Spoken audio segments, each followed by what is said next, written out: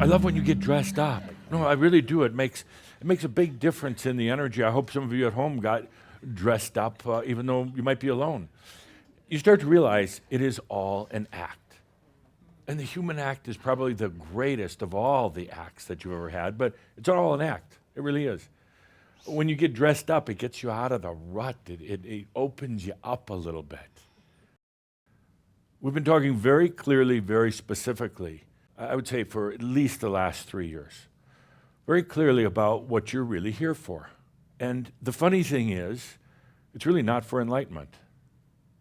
That's going to happen. I mean, that's a given because you chose it in this lifetime. You waited, as I've told you many times, you waited, but now you're here. But it's actually really not about the enlightenment. It's about staying on the planet. You came to this planet knowing that realization was going to happen, and you played a wonderful game, and I'm going to make it really hard to get there, so I'll never forget that I got there. But you came to the planet just to be a light on the planet at this time of machines. And we got a lot of work ahead of us.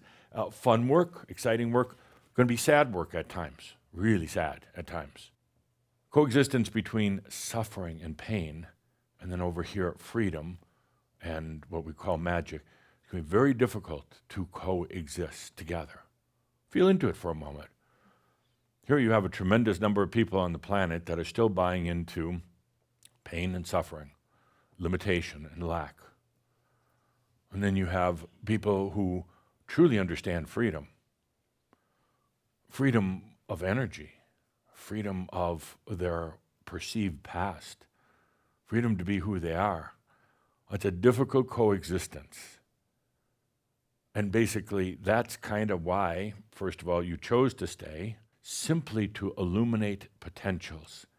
You're here to bring the Merlin to the planet, the light that simply illuminates potentials to humanity. That's it. Not to tell them where the potentials are, or not to tell them which one to choose, but just to illuminate potentials. That's it. And I say this because it's going to be one of the most difficult things that you're going to encounter, that it's very difficult for these two things to coexist, suffering and freedom. But feel into that for a moment. How could you really be free if you're still suffering in your life? The master's office is a park bench and a cafe. That's it. That's your job. You go to the park bench, you go to the cafe or whatever. That's your office. You sit there, do whatever you want to do. Read, write a book, write a play, read the newspaper, maybe not. That's where you do your work. You sit on your ass, and do your work. And you don't force it. You're naturally luminous. And you just sit there, and that casts a light onto potentials. And you don't even have to know what the potential is for somebody. Actually, you probably don't want to know. But it just casts a light that shows them that there are alternatives. They do have choices. I'd like dear Linda of Isa dressed up as a gray. Dear Linda of Gray Isa, with the microphone, please, for today's wisdom question for the masters. Do humans in general, do humans do more to harm themselves or harm others? Harm themselves. I think we harm ourselves. Themselves. We harm ourselves 100%. Themselves. Themselves. I would say close to 100% of the energies humans of suffering and pain are used on oneself, and then at times acted out externally to harm others, just because they simply have to. It has to be externalized. But there's a tremendous amount of self-harm on the planet. That's why I go back to the statement that it's going to be very, very difficult for really freedom and suffering to coexist. And I'm saying that kind of as a precautionary note in what you're going to be doing here on the planet as the ones who bring a light. You're not here for your enlightenment, or you're not here to work on your enlightenment.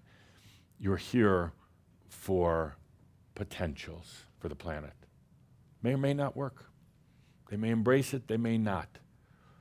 It doesn't really matter. What matters is that you're here to show them that there could be a lot more. Most humans do not have the maturity or the wisdom to handle energy. They will harm themselves with it, then possibly others. First of all, you're wise enough to realize that any experience in your life, particularly of suffering or pain or sadness or anything like that, wasn't inflicted from the outside. It wasn't. You played it out on the outside, but it all came from within. Until now, until you were at this level of wisdom and maturity, you really couldn't have really taken on energy in your life in a new and different way. We've been kind of building up to it, leading up to it, but now you're at the point, you have the wisdom, you have the maturity to actually let energy serve you. I'd like to use today at this Halloween Shoud as kind of that crossing point. We talked a lot about letting energy serve you and what energy is and everything else. Now let's just do it. You do have the wisdom to allow energy to serve you. Take a deep breath with that and embody it now. Next, in our last session, I came up with this little thing called practical magic for the modern Merlin. Real basic, simple things, real easy things. Today's practical magic for modern Merlins is 100% of the energy that you encounter is yours. There is no outside energy whatsoever. It's all your perception. It's basically the same thing. Energy is just a way of perceiving. Energy is a song, it's a communication, it's a way to perceive and experience. Imagine how relieved energy will be when you finally say, damn, this is all mine. It's my way of perceiving and experiencing reality. It's all mine. That's when the magic begins. That's when you realize there's no outside forces. There's nobody trying to take your energy. There's really not. There's no bigger energies. There's no boogeymen energies. There's none of that. It's all your own. When you start realizing that, the magic really starts happening.